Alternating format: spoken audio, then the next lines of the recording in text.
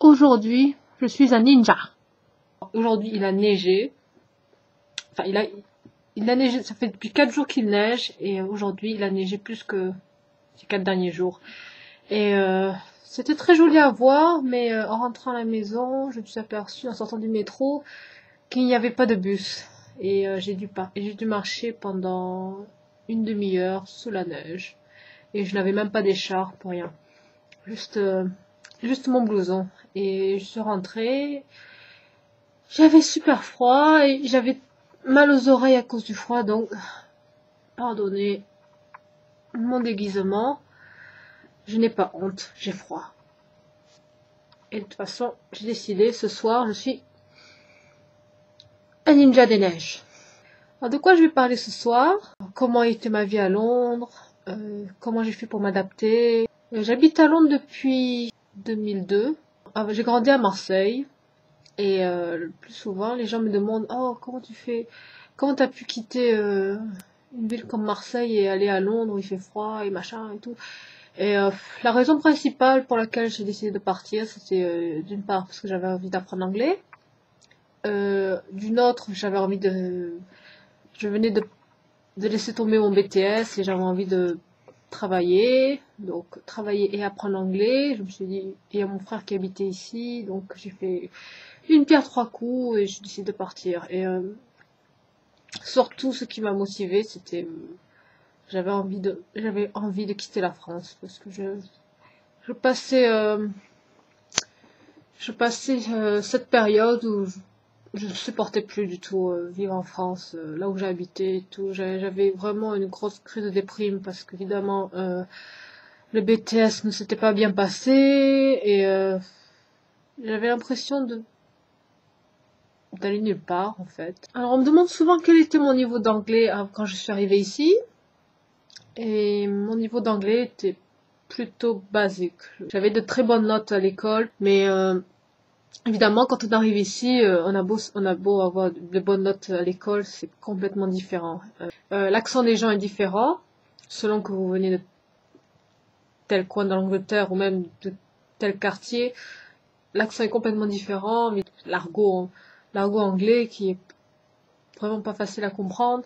Et bon, la seule manière de comprendre la langue du pays, c'est de pratiquer au plus possible. Donc, ce que je faisais, c'est que je lisais les journaux, euh, je regardais la télé, j'essayais d'écouter la radio, même si je comprenais juste un mot sur 10. Discuter avec les gens au bus stop, c'était n'importe quoi en fait.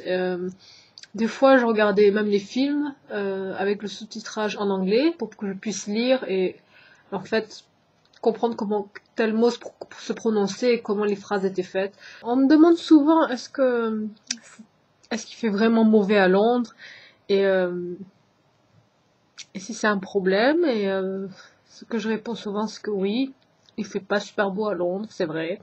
Vraiment le temps c'est un problème minime parce que c'est connu, Londres ça va pas être les Bahamas quoi, c'est connu pour son mauvais temps donc si je n'étais pas réaliste sur ça, ça n'était même pas la peine que je vienne ici. Euh, les gens qui veulent partir, qui se soucient du temps,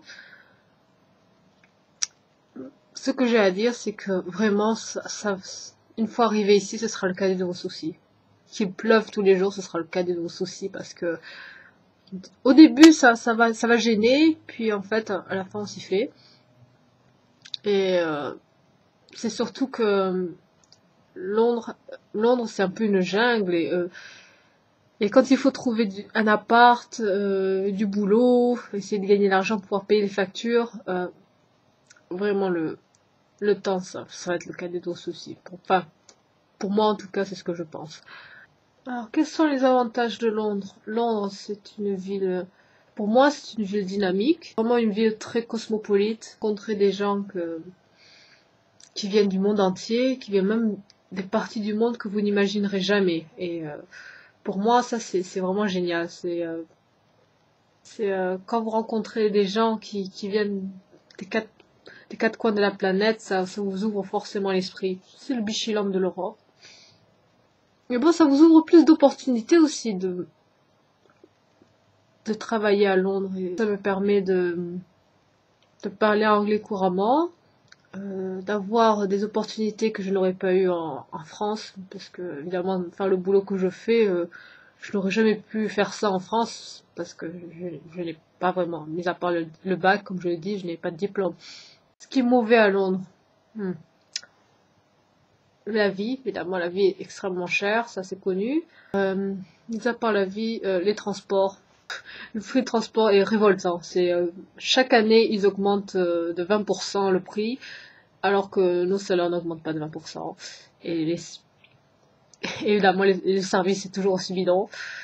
Alors ça c'est vraiment le coup de gueule à chaque fois quoi. C'est ouais. Ah le transport. Oh. Que on mange bien en Angleterre. La bouffe anglaise en elle-même, ouais. Je l'avoue, c'est pas un mythe, c'est dégueulasse. Sauf, pour moi, le petit déjeuner anglais, ça c'est un truc que j'adore. Et qui ne se mange pas tous les matins, contrairement à ce que l'on pense. Le roast dinner, ça c'est la tradition qu'on se fait tous les dimanches. C'est un rôti en fait, en famille, ça c'est pas mal. Londres c'est rempli de restaurants étrangers. Vous allez voir plein de restaurants avec de la nourriture exotique et tout. Et oui, on peut bien manger à Londres, c'est possible, il suffit de savoir cuisiner, de connaître les bons coins pas trop chers et qui sont bons en fait. Donc pour moi, la bouffe ce n'est pas vraiment un problème. Pas un problème du tout. Enfin, dernière chose que je vais répondre. Quels sont mes conseils pour ceux qui voudraient partir habiter en Angleterre ou à l'étranger? Je vais pas vous dire, oh, venez à Londres, c'est génial, parce qu'au cas si ça marche pas, ça va retomber sur ma pomme. Je n'ai pas envie de dire non plus, ne venez pas, parce que c'est une expérience à faire aussi. Déjà, je sais qu'il y a toujours cette peur de partir. Ça, c'est quelque chose que j'ai vécu moi-même et que tout le monde vit au moment de se dire est-ce que c'est bien de partir à l'étranger, est-ce que ça vaut le coup, parce qu'évidemment les risques sont grands, puisque vous allez vous êtes loin de votre famille, vous êtes loin de votre pays, vous êtes loin de vos amis, et surtout vous allez être dans un pays qui n'est pas le vôtre. Et oui, il y a beaucoup de risques, parce que si ça marche pas et tout, qu'est-ce que vous faites? Le plus gros risque, c'est de ne pas prendre de risques justement. Vous restez là où vous êtes, dans la comfort zone, comme ils disent, la zone confortable toute votre vie, que vous ne prenez jamais de risques, vous allez rater plein de choses. Autant vous allez rater les mauvaises expériences, ce qui justement vous motive à rester là où vous êtes, mais vous allez rater aussi, également de très bonnes expériences. J'en ai beaucoup bavé ici. Je l'ai raconté dans le blog avec l'histoire avec mon ex. J'ai également eu quelques dépressions. C'est très difficile, bon, malgré les problèmes et tout. C'est ce qui m'a permis de m'épanouir, de devenir celle que je suis aujourd'hui. Je pense que si je n'étais pas partie, je n'aurais pas eu la possibilité de vous parler aujourd'hui devant la caméra, ou de faire Loki de la renarde, mon blog, et de mettre des choses intéressantes dedans, avoir des choses à raconter, parce que finalement, je n'aurais rien à raconter. Et là, j'ai tout le temps quelque chose à raconter, que ce soit bon ou mauvais, il y a toujours quelque chose à raconter. Et oui, c'est difficile de prendre des risques, parce que si ça marche pas pour vous, ça peut, vous allez en morfler, mais à la fin, si vous avez l'occasion, moi je vous dis, si vous avez l'occasion, tentez votre chance. Si ça marche pas, si c'est une mauvaise expérience, mais ça vous fera grandir. Donc voilà ce que j'ai envie de dire. Il y a des bons et des mauvais côtés comme partout, mais voilà quoi. Mais il vous faut être motivé, être persévérant, patience surtout, et surtout pratiquer l'anglais le plus possible. Enfin voilà, je vais vous laisser. Bonne soirée à tous, couvrez-vous bien, et on se retrouve pour une prochaine vidéo. Bye bye.